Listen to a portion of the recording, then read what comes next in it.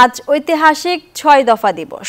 দিবসটি উপলক্ষে জাতির পিতা বঙ্গবন্ধু শেখ মুজিবুর রহমানের প্রতিকৃতিতে ফুল দিয়ে শ্রদ্ধা জানান প্রধানমন্ত্রী শেখ হাসিনা। শুক্রবার সকাল ৭টা ২ মিনিটে রাজধানীর ধানমন্ডি ৩২ নম্বরে বঙ্গবন্ধু শেখ মুজিবুর রহমানের প্রতিকৃতিতে শ্রদ্ধা জানান সরকার প্রধান।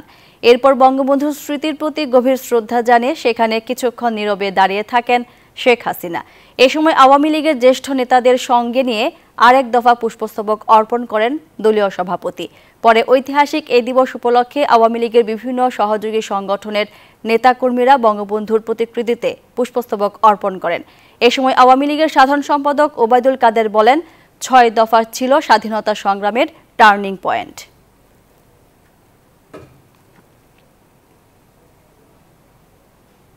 আমাদের ইতিহাসে বাঁক পরিবর্তনকারী, it was a turning point in our history.